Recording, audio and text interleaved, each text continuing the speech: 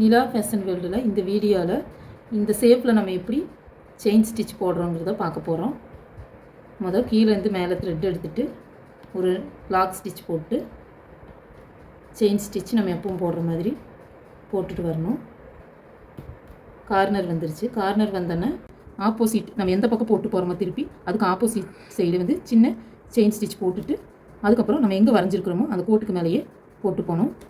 உங்களுக்கு எந்த மெத்தட் ஈஸியாக இருக்கோ அந்த மெத்தடில் போட்டு பழகுங்க. அதுக்கப்புறம் எந்த பக்கம் நம்ம வரைஞ்சிருக்கணுமோ அந்த சைடு போடுறதுக்கு முன்னாடி அதுக்கு ஆப்போசிட் சைடு சின்ன செயின் ஸ்டிச் போட்டுட்டு அதுக்கப்புறம் நம்ம எங்கே எந்த கோடு வரைஞ்சிருக்கிறோமோ அந்த கோட்டுக்கு மேலே போட்டு வரோம் ஸ்டிச்சை. அதுக்கப்புறம் ஆப்போசிட் சைடு போட்டு அதுக்கப்புறம் நம்ம இப்படியே போட்டு ப்ராக்டிஸ் பண்ணணும். அப்போ தான் நம்ம ப்ளவுஸில் போடும் போது நமக்கு வந்து எல்லா கார்னர்லேயும் திருப்பி ஒர்க் பண்ண ஈஸியாக இருக்கும். கார்னர் வரும்போதெல்லாம் நம்ம இந்த மாதிரி ஆப்போசிட் சைடு சின்ன செயின் ஸ்டிச் போட்டு நம்ம ஸ்டிச் போட்டு வந்தோம்னா கார்னர் வந்து இன்னும் நல்லா சேஃபாக நமக்கு கிடைக்கும்.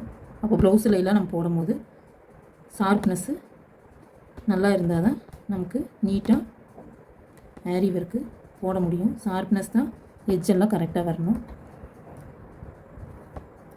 இந்த மெத்தட்லேயும் நீங்கள் வந்து போட்டு சில்க் த்ரெட்டில் நல்லா ப்ராக்டிஸ் எடுங்க.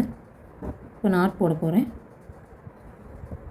நாட்டு வந்து எடுத்தனையே போட முடியாது. நம்ம ப்ராக்டிஸ் பண்ண தான் நாட்டும் நமக்கு போட்டு கீழே த்ரெட்டை இழுத்து விடணும்.